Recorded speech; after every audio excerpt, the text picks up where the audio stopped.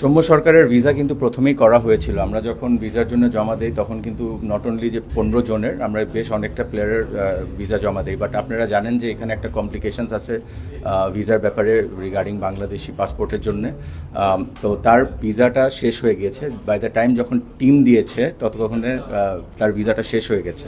তো আমরা এটার সাথে সাথে জানিয়েছি, BCB is looking after it, as soon as possible ভিসাটা হবে, সে চলে আসবে, he is ready.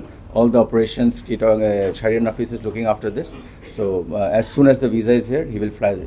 Next flight এসে চলে আসবে। কোনো কারণে মনে হয় কিনা প্রথম ম্যাচটা মিস করার একটা চান্সেস আছে, যেহেতু আজকে আসেনি আর কি? Well, I actually don't know, এটা আসলে আমি বলতে পারবো না। এটা আপনি বাংলাদেশে জানতে পারলে ভালো, কারণ ও এখান থেকে উঠলে তারপর থেকে আমার দায়িত্ব শুরু হয়। বাট ভিসার ব্যাপারটা, ওর অ্যাভেবিলিটির ব্যাপারটা যতটুকু আমি জানি, যেই প্রসেস ছিল ওই প্রসেসটা আমি আপনাকে বলেছি। হিজ ভিসা ওয়াজ ডান, আবার রিপিট করছি, his visa was done initially. But আপনি জানেন যে এখানে কিন্তু 1 মাসের মধ্যে ভিসাটা যদি এন্ট্রি না করে আপনার ইনভ্যালিড হয়ে যায়। সো এই কারণে যখন টিমটা দিয়েছে তখন আমাদের আবার নতুন করে তার জন্য করতে হচ্ছে।